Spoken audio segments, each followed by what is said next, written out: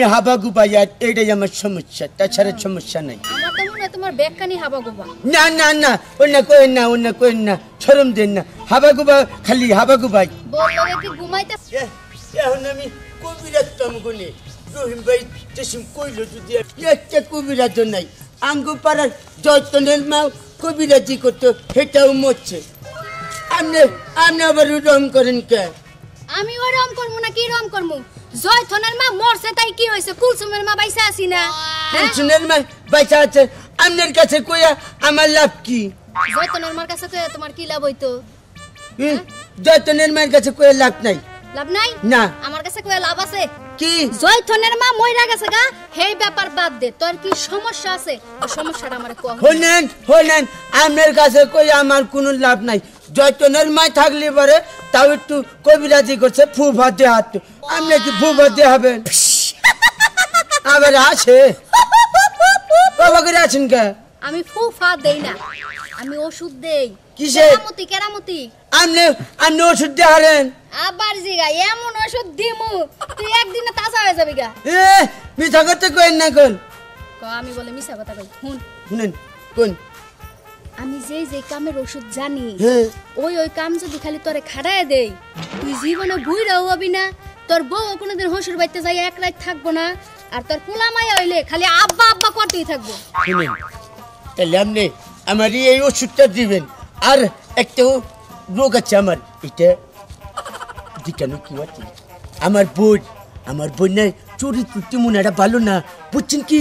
খালি মজা মারছে নগে ফচর টাইম পাইলি আলাপ করে পন্টি খালি। শোনো, আমি একটা মাইয়া মানুষ আর একটা মাইয়া মানুষের নামে কিছু কইলে আমার গায়ে লাগে। না না, হুদা আপনি গায়ে না গাবেন, আপনি ফকিনি না। কথাটা শেষ করবার দাও। কোন?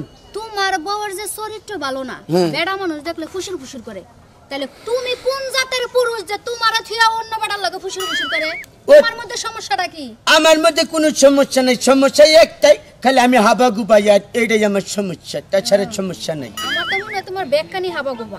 না না না, অন্য কইন না, শরম দেন না। হাবাগুবা খালি হাবাগুবাই। বললো কি ঘুমাইতে পারো না? রাতের বেলা বয়ে বয়ে মুসা মারো? না, বই আমার নাকি ঘুম পারে না। আমি যদি বলে ডাক দেই না, তাইলে তোমার লাগে মোহাব্বত থাকবো কেমনে কও? হ্যাঁ, আমারে বুঝাও তুমি মোহাব্বতটা আইবো কোন জায়গা থেকে?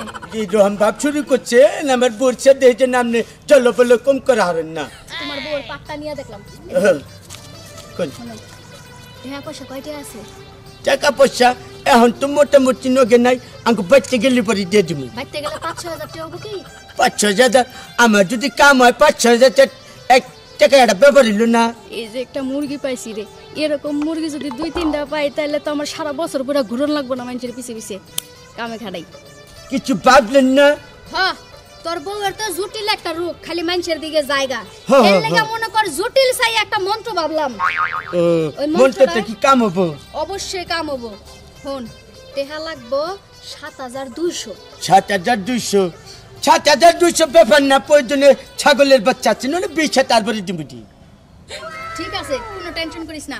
আমার টাকাটা আমারে বুঝাই দিবি, ছাগলের বাচ্চাটা বুঝাই দিবি, তারপরে চল তোর বউর কাছে যামু। তোর বউর কি সমস্যা আর তোর ভিতরে কি সমস্যা, সব সমস্যার সমাধান আজকে করে দেব।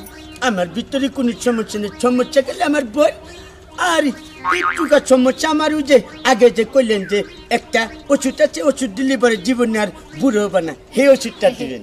এটাও কোনো সমস্যা না। আয়, আমি যখন তোর লগে আয়া পড়ছি, তোর কোনো টেনশনের কারণে নাই, চিন্তার বহুত কারণ আছে। হ্যাঁ, তাহলে নন যাই আঙ্গু বাচ্চা নেই। আয়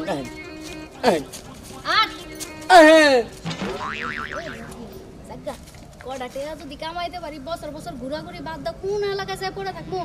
আয় সারা খারা।